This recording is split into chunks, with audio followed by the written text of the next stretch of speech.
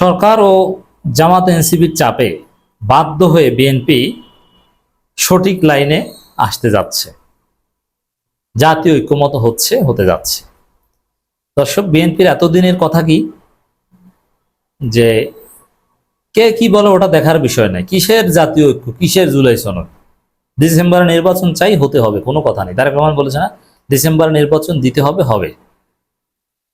মানে জাতীয় ঐক্য, জুলাই সনদ, আলাপ আলোচনা, কনসেনসাস কমিশন, এগুলো কিছুই না, এগুলো সব ধৈর্য। বিএনপি বলেছে ডিসেম্বর নির্বাচন, ডিসেম্বর নির্বাচন, এই তো। কিন্তু না, ইউনূস একদম ক্লিয়ারলি বলেছে জুলাই সনদ হবে ঐক্যমতের ভিত্তিতে, তার ভিত্তিতেই সব নির্ধারণ হবে। এনসিপি বলেছে জুলাই সনদের আগে নির্বাচনের তারিখ বলা যাবে না। জামাত বলেছে জুলাই সনদ হতে হবে। এই যে ত্রিমুখী চাপ, একদিকে সরকারের চাপ, আর একদিকে বিএনপির দীর্ঘদিনের মিত্র জামায়াতের চাপ যে জুলাই সনদ হতে হবে, আর একদিকে গণঅভ্যুত্থানের মূল স্টেক হোল্ডার এনসিপির চাপ, এগুলো মিলে বিএনপি বা তারেক রহমানের যে এতদিন হুমকি ধামকি, কিংবা দুদু রিজভিদের যে হুমকি ধামকি, জয়নুল আবেদিন ফারুকদের যে হুমকি ধামকি, এগুলো থেকে ফিরে এসে তারা এখন বলছে যে না, জাতীয় ঐক্যের ভিত্তিতে এগুলো আমরা চাই, জাতীয় ঐক্যের ভিত্তিতে সংস্কার। সর্বদলীয় বৈঠক শেষে বের হয়ে নানান উল্টোপাল্টা কথা বললেও এই জাতীয় ঐক্য বা এইটার যে তারা রাজি, এটার ভিত্তিতেই চায়, এটা সালাউদ্দিন আহমেদ বলেছেন। দর্শক, রাজনৈতিক দলগুলোর মতামতের আলোকেই হবে জুলাই সনদ, ঐক্যমত কমিশন দ্বিতীয় দিনের বৈঠকে আলী রিয়াজ। এবং রাজনৈতিক দলগুলোর মতামতের আলোকেই হবে জুলাই সনদ, মানে রাজনৈতিক দলগুলো মতামতের আলোকে বা যেভাবেই হোক না কেন, এই জুলাই সনদে বিএনপি থাকতে, সাইন করতে বাধ্য হবে। এবং এটা হবে নিশ্চিত, জুলাই সনদ হবে, জাতীয় ঐক্যমত হবে, জুলাই সনদই হবে জাতীয় ঐক্য। এবং আগামী 100 বছরের রাজনীতি চলবে এই জুলাই সনদের উপর ভিত্তি করে। এটা সংবিধানের প্রিয়াম্বেলে যোগ হবে। যেমন 71 ব্যবসা প্রায় 54 বছর টিকেছে, কিন্তু এই জুলাই সনদ ভিত্তিক রাজনীতি 100 বছর টিকবে। সাধারণত একটা সাইকেল থাকে, হিস্ট্রিতে 100 বছরের সাইকেল থাকে, এটা হাদিসেও আছে। প্রত্যেক 100 বছরের জন্য আল্লাহ রাব্বুল আলামিন একজন মুজাদ্দিদ পাঠান। 100 বছর শেষ হওয়ার আগেই কিন্তু সেটা কার্যকারিতা কমতে থাকে, তারপর আরেকজন আসেন। এভাবে রাজনীতিতে বিভিন্ন ডমিনেন্ট থিওরি থাকে, যেটা 100 বছর ডমিনেট করে, পরে আর থাকে না। তা বাংলাদেশে এই জুলাই ভিত্তিক রাজনীতি, জুলাই চার্টার ভিত্তিক রাজনীতি, এটা হবে। যদি বিএনপিটা ঠেকাতে চেয়েছিল, কিছু কারণে এখন বাধ্য হচ্ছে এই লাইনে আসতে। সংস্কার ইস্যুতে ঐক্যমতে পৌঁছাতে রাজনৈতিক দলগুলোর সঙ্গে জাতীয় ঐক্যমত কমিশনের দ্বিতীয় দিনের বৈঠক শুরু হয়েছে। ফরেন সার্ভিস একাডেমিতে কমিশনের ভাইস চেয়ারম্যান অধ্যাপক আলী রিয়াজের সভাপতিত্বে বৈঠক হয়। এর মানে ধারাবাহিক বৈঠক এগিয়ে চলছে।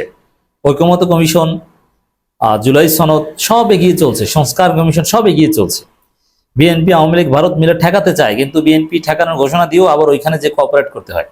যেমন আলী রিয়াজকে কিন্তু বিএনপি মানতে চায়নি, কাজ হয়েছে, মানতে হচ্ছে, তার অধীনে কাজ করতে হচ্ছে, যেতে হচ্ছে, তাকে কোঅপারেট করতে হচ্ছে। মানে উল্টাপাল্টা ঘাটতারামির কোনো স্থান এটা নেই, বরং বিএনপি যেসব জায়গায় বাড়াবাড়ি করছে তার পরিণতি আরো ভয়াবহ হবে।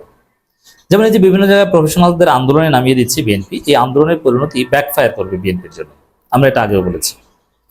অধ্যাপক আলী রিয়াজ বলেছেন, সংস্কার কার্যক্রমে বিভিন্ন কমিশন প্রস্তাবই চূড়ান্ত নয়। রাজনৈতিক দলগুলোর যেসব মতামত দিয়েছে সে আলোকে পরিবর্তিত প্রস্তাব নিয়েই জাতীয় সনদ করা হবে। জাতীয় সনদ, জুলাই সনদ একই কথা। এখন দেখেন, বিএনপি এই মানি সেই মানি, মানে তারা যেটা মানে ওইটা ভালো, যেটা মানে না এটা ভালো না, এটা তো বলবে, এটা জামাতও বলবে। কিন্তু এগুলো সিনথেসিস হবে কিভাবে?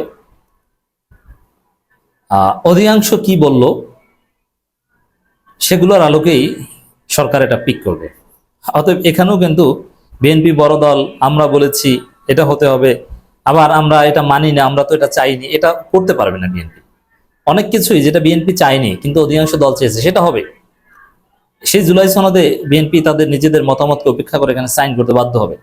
কিছু করে নেই, চাপে পড়ে বাধ্য হবে, ঘাট ধরে বাধ্য করা হবে, অস্তিত্বের স্বার্থে করবে।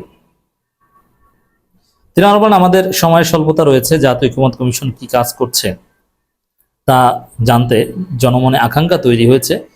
সে আকাঙ্ক্ষা বাস্তবায়নে আমরা দ্বিতীয় পর্যায়ে আলোচনা সরাসরি সম্প্রচারের ব্যবস্থা করেছি, যাতে মানুষ আমাদের কার্যক্রম সম্পর্কে বুঝতে পারে। এটা একটা ইম্পর্টেন্ট, যে ডক্টর ইউনূস সরকারের একটা সফলতা বা সবচেয়ে বড় স্ট্রেংথ হচ্ছে পিপল, ম্যাস পিপল। এর জন্য ডক্টর ইউনূস হুমকি দেন কি বলে, যে জনগণকে কিন্তু বলে দিব। এর মানে জনগণ তার সাথে আছে, জনগণ জানলে যারা ডক্টর ইউনূসের চালাই করে জনগণ তাদেরকে গালাগালি করবে। এই জন্য হুমকির ভাষাটা দেখেন কতটা গণতান্ত্রিক এবং কতটা ভালো, যে জনগণকে কিন্তু বলে দিব। সেনাপ্রধান আকাম করেন, জনগণকে কিন্তু বলে দিব। বিএনপি চালাকি করেন, ভারতে দালালি করেন, জনগণকে কিন্তু বলে দিব। আপনার সংস্কার ঠেকাতে চান, ঐক্যমত হতে চান না, এই যে জনগণকে সরাসরি লাইভ সম্প্রচার করাচ্ছে। মানে এই সরকার আমলে যে স্বচ্ছতা, যে ট্রান্সপারেন্সি, এই যে হাসিনা বিচার যেভাবে ট্রান্সপারেন্টলি লাইভ টেলিকাস্ট হচ্ছে, অসাধারণ, সত্যি অসাধারণ। এভাবে এই ঐক্যমত কমিশনের সাথে যে বৈঠক, সংস্কার সংক্রান্ত যে বৈঠক, জুলাই সনদ রিলেটেড, এটাও এখানেও আমরা দেখতে পাচ্ছি যে লাইভ দেখাচ্ছে। মানে কোনো হাইড অ্যান্ড সিক নেই, গোপনীয়তা নাই, উল্টাপাল্টা করে কেউ পার পাবে না।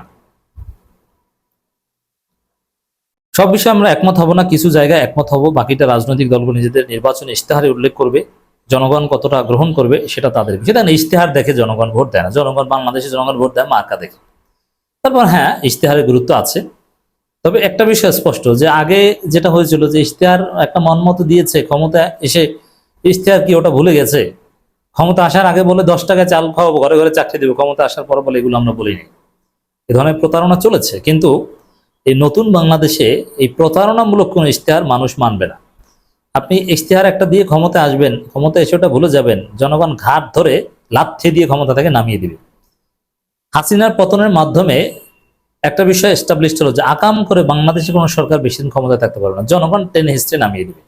এটা বিএনপি জানে।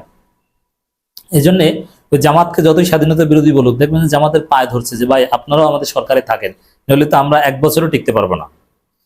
আগামী মাসের মধ্যে জুলাই সনদ তৈরির কাজ সম্পন্ন করার আশা প্রকাশ করেন তিনি। অনেকে 30 দিনে আলটিমেটাম দিয়েছে। রাজনৈতিক দলগুলোকে মনে রাখতে হবে, সংস্কার সুপারিশে আমরা যেন ন্যূনতম ঐক্যমতে পৌঁছতে পারি। আজকের বৈঠকে বিএনপি চেয়ারপারসন উপদেষ্টা কাউন্সিল সদস্য ইসমাইল জবিউল্লাহ, জাতীয় নাগরিক উত্তরাঞ্চলের মুখ্য সংগঠক সাজিস আলম, মুখ্য সংগঠক সরোয়ার তুষার, সিনিয়র যুগ্ম সদস্য ডাক্তার তাসনিম জারা, জাতীয় ফ্রন্টের টিপু বিশ্বাস, খেলাফত মজলিসের আহমদ আব্দুল কাদের, বাংলাদেশ বিপ্লবী ওয়ার্কার্স পার্টি সাইফুল হক, গণসংহতি আন্দোলনের জুনায়েদ সাকি, এই পার্টির মুজিবুর রহমান মঞ্জু, লেবার পার্টি মোস্তাফিজুর রহমান, এলডিপির চৌধুরী হাসান সরওয়ার্দী, এলডিপি সাদাত হোসেন সেলিম, ইসলাম ইন্দার বাংলাদেশে আশরাফ আলী একাংশ, 30টি রাজনৈতিক দলের নেতা অংশ নিয়েছেন। আলোচনা চলছে, 70 অনুচ্ছেদ নিয়ে আলোচনা চলছে, নানান বিষয় নিয়ে বৈঠকে সংবিধান 70 অনুচ্ছেদ, জাতীয় সংসদীয় স্থায়ী কমিটি, নিম্নকক্ষ, নারী আসন, নির্বাচন ব্যবস্থা সংস্কার কমিশনের সুপারিশ নিয়ে রাজনৈতিক দলগুলোর সঙ্গে আলোচনা হবে বলে প্রধান উপদেষ্টা বিশেষজ্ঞ মনির হায়দার জানান। জাতীয় ঐক্যমত কমিশনের বৈঠকেও আরও উপস্থিত কমিশনের পক্ষ থেকে তাদের প্রতিনিধিরা উপস্থিত হয়েছে। এখানে জামাতের কারো উপস্থিত হওয়ার তালিকা আমরা পাইনি। জায়গাটা তো ধাপে ধাপে বৈঠক, আলাদা আলাদা বিভিন্ন গ্রুপের সাথে বৈঠক। তা নানানভাবে প্রফেসর ইউনূস সরকার আলাদাভাবে বৈঠক করা, সর্বদলীয় বৈঠক করা, আবার ক্লাস্টার সিস্টেমে বৈঠক করা, নানান দিক থেকে এগিয়ে যাচ্ছে। কিচ্ছু করার নেই, বিএনপিকে সঠিক লাইনে আসতেই হবে। ঘাট ধরে প্রফেসর ইউনূস বিএনপিকে লাইনে আনবেন, কোনো সন্দেহ নেই।